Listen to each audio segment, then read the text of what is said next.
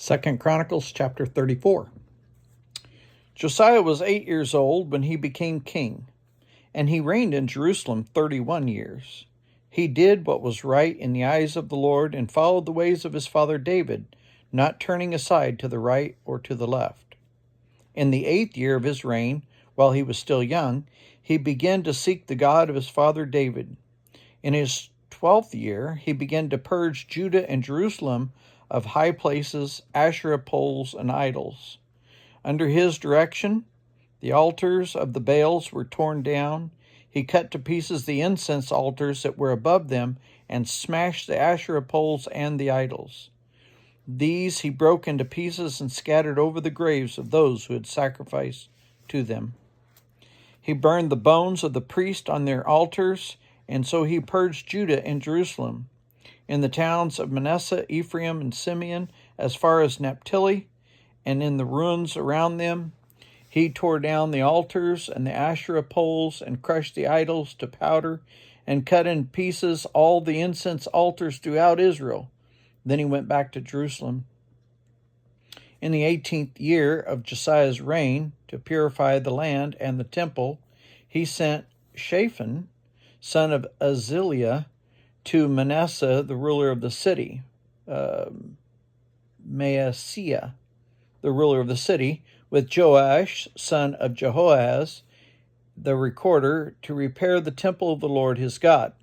They went to Hilkiah, the high priest, and gave him the money that had been brought into the temple of God, which the Levites, who were the gatekeepers, had collected from the people of Manasseh, Ephraim, and the entire remnant of Israel, and from all the people of Judah and Benjamin, and all the inhabitants of Jerusalem.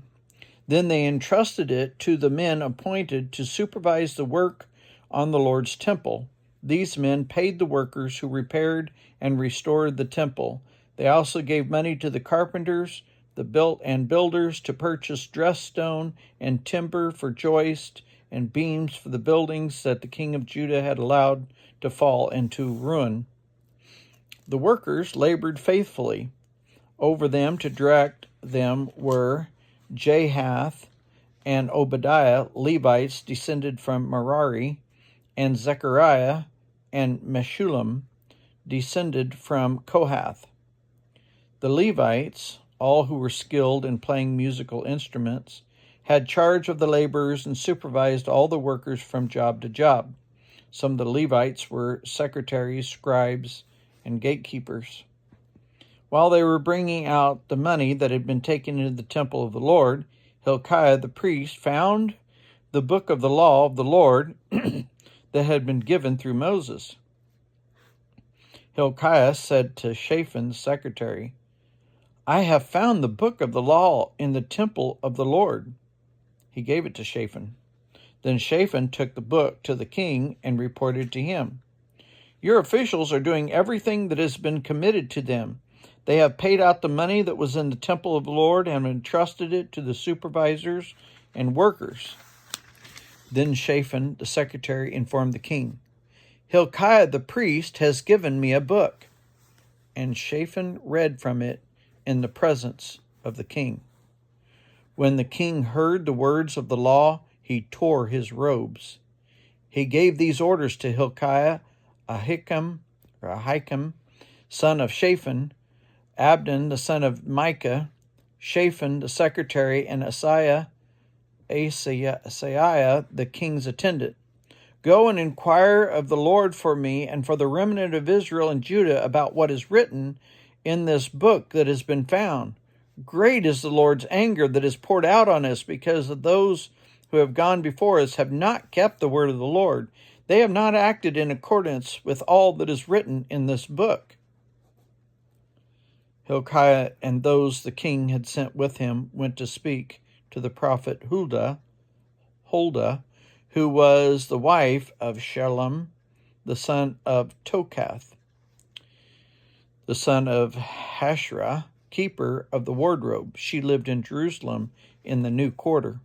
She said to them, "This is what the Lord, the God of Israel, says.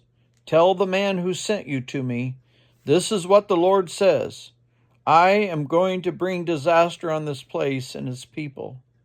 all the curses written in the book that has been read in the presence of the king of Judah, because they have forsaken me and burned incense to other gods and aroused my anger by all their hands have made. My anger will be poured out on this place and will not be quenched.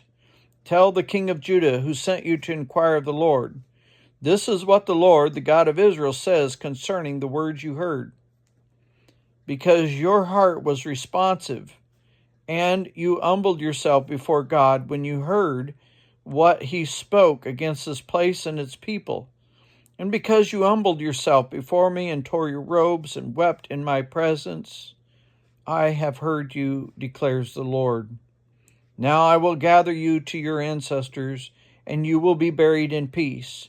Your eyes will not see all the disaster I'm going to bring on this place and on those who live here. So they took her answer back to the king. Then the king called together all the elders of Judah and Jerusalem. He went up to the temple of the Lord with the people of Judah and the inhabitants of Jerusalem, the priests and the Levites, all the people from the least to the greatest. He read in their hearing all the words of the book of the covenant which had been found in the temple of the Lord. The king stood by his pillar and renewed the covenant in the presence of the Lord, to follow the Lord and keep his commands, statutes, and decrees with all of his heart and all his soul, and to obey the words of the covenant written in this book. Then he had everyone in Jerusalem and in Benjamin pledge themselves to it. The people of Jerusalem did this in accordance with the covenant of God, the God of their ancestors. Josiah removed all the detestable idols from all the territory belonging to the Israelites, and he had all who were present in Israel serve the Lord their God. As long as he lived, they did not fail to follow the Lord, the God of their ancestors.